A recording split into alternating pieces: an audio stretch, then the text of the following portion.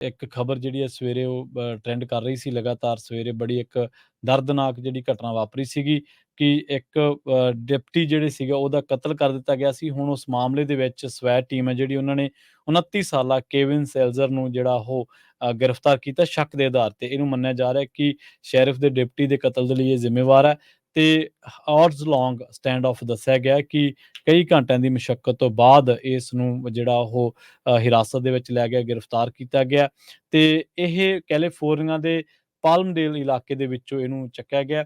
ਦੱਸਦੇ ਚੱਲੀਏ ਕਿ ਸਵੇਰੇ ਹੀ ਜਿਹੜਾ ਡਿਪਟੀ ਰਾਇਨ ਆ ਉਹਨੂੰ ਸ਼ਾਟ ਕਰ ਦਿੱਤਾ ਗਿਆ ਸੀ, ਉਹਨੂੰ ਗੋਲੀ ਮਾਰ ਦਿੱਤੀ ਗਈ ਸੀ ਜਦੋਂ ਉਹ ਪੁਲਿਸ ਵਹੀਕਲ ਦੇ ਵਿੱਚ ਸੀਗਾ, ਟ੍ਰੈਫਿਕ ਲਾਈਟ ਦੇ ਉੱਤੇ ਪਾਲਮਡੇਲ ਇਲਾਕੇ ਦੇ ਵਿੱਚ ਲਾਸ ਐਂਜਲਸ ਦੇ ਵਿੱਚ। ਤੇ ਉਸ ਤੋਂ ਬਾਅਦ ਉਹਦੇ ਕਾਤਲ ਦੀ ਜਾਣਕਾਰੀ ਦੇਣ ਵਾਸਤੇ ਜਿਹੜਾ ਉਹ $2.5 ਲੱਖ ਦਾ ਜਿਹੜਾ ਰਿਵਾਰਡ ਆ ਉਹ ਰੱਖਿਆ ਗਿਆ ਸੀ। ਕੁਝ ਹੀ ਘੰਟਿਆਂ ਦੀ ਜਿਹੜੀ ਆ ਉਹ ਮੁਸ਼ੱਕਤ ਤੋਂ ਬਾਅਦ ਹੁਣ ਇਹ ਜਿਹੜਾ ਕੇਵਿਨ ਸੈਲਜ਼ਰ ਆ 29 ਸਾਲਾ, ਇਹਨੂੰ ਗ੍ਰਿਫਤਾਰ ਕਰ ਲਿਆ ਗਿਆ ਤੇ ਜਿਹੜਾ ਡਿਪਟੀ ਰਾਇਨ ਹੈ ਇਹ 8 ਸਾਲ ਹੋ ਗਏ ਸੀ ਇਹਨੂੰ ਜਿਹੜਾ ਆਪਣਾ ਵਿਆਹ ਕਰਾਏ ਨੂੰ ਤੇ ਨਾਲ ਹੀ ਕਾਫੀ ਲੰਬੇ ਸਮੇਂ ਤੋਂ ਇਸ ਏਜੰਸੀ ਦੇ ਵਿੱਚ ਆਪਣਾ ਜਿਹੜਾ ਕੰਮਕਾਰ ਉਹ ਦੇਖ ਰਿਹਾ ਸੀ। ਸਵੇਰੇ ਟ੍ਰੈਫਿਕ ਲਾਈਟ ਦੇ ਉੱਤੇ ਪਾਲਮਡੇਲ ਇਲਾਕੇ ਦੇ ਵਿੱਚ ਨਾਰਥ ਦੇ ਇਲਾਕਿਆਂ ਦੇ ਵਿੱਚ ਪੈਂਦਾ, ਲਾਸ ਐਂਜਲਸ ਦੇ ਨਾਰਥ ਦੇ ਵਾਲੇ ਪਾਸੇ, ਤਾਂ ਉੱਥੇ ਡਿਪਟੀ ਰਾਇਨ ਨੂੰ ਜਿਹੜਾ ਇਹਨੇ ਗੋਲੀ ਮਾਰ ਦਿੱਤੀ ਸੀ ਤੇ ਉਸ ਤੋਂ ਬਾਅਦ ਇਹਦੀ ਭਾਲ ਕੀਤੀ ਜਾ ਰਹੀ ਸੀ। ਦੋਸ਼ ਇਹ ਲੱਗ ਰਹੇ ਨੇ ਕਿ ਇਹ ਉਹੀ ਬੰਦਾ ਹੈ ਕੇਵਿਨ ਸੈਲਜ਼ਰ ਜਿਹਨੇ ਡਿਪਟੀ ਰਾਇਨ ਨੂੰ ਗੋਲੀ ਮਾਰੀ ਹੈ ਤੇ 2.5 ਲੱਖ ਦਾ ਰਿਵਾਰਡ ਇਸ ਮਾਮਲੇ ਦੇ ਵਿੱਚ ਪੁਲਿਸ ਵੱਲੋਂ ਰੱਖਿਆ ਗਿਆ ਸੀਗਾ। ਜੀ ਜੀ।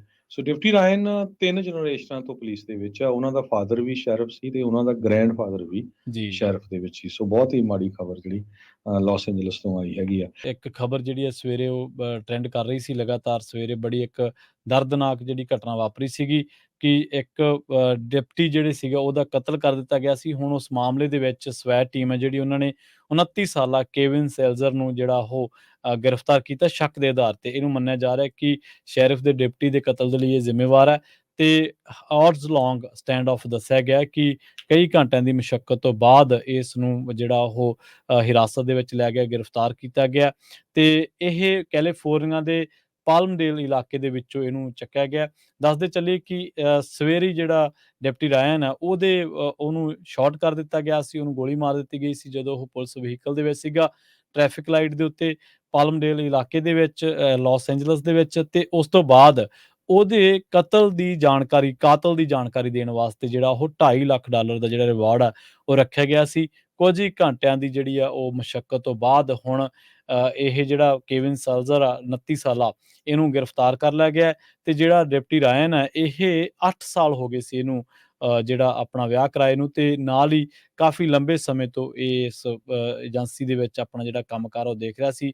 ਸਵੇਰੇ ਟ੍ਰੈਫਿਕ ਲਾਈਟ ਦੇ ਉੱਤੇ ਪਾਲਮਡੇਲ ਇਲਾਕੇ ਦੇ ਵਿੱਚ ਨਾਰਥ ਦੇ ਇਲਾਕਿਆਂ ਦੇ ਵਿੱਚ ਪੈਂਦਾ, ਲਾਸ ਐਂਜਲਸ ਦੇ ਨਾਰਥ ਦੇ ਵਾਲੇ ਪਾਸੇ, ਤਾਂ ਉੱਥੇ ਡਿਪਟੀ ਰਾਇਨ ਨੂੰ ਜਿਹੜਾ ਇਹਨੇ ਗੋਲੀ ਮਾਰ ਦਿੱਤੀ ਸੀ ਤੇ ਉਸ ਤੋਂ ਬਾਅਦ ਇਹਦੀ ਭਾਲ ਕੀਤੀ ਜਾ ਰਹੀ ਸੀ। ਦੋਸ਼ ਇਹ ਲੱਗ ਰਹੇ ਨੇ ਕਿ ਇਹ ਉਹੀ ਬੰਦਾ ਹੈ ਕੇਵਿਨ ਸੈਲਜ਼ਰ ਜਿਹਨੇ ਡਿਪਟੀ ਰਾਇਨ ਨੂੰ ਗੋਲੀ ਮਾਰੀ ਹੈ ਤੇ 2.5 ਲੱਖ ਦਾ ਰਿਵਾਰਡ ਇਸ ਮਾਮਲੇ ਦੇ ਵਿੱਚ ਪੁਲਿਸ ਵੱਲੋਂ ਰੱਖਿਆ ਗਿਆ ਸੀਗਾ। ਜੀ ਜੀ।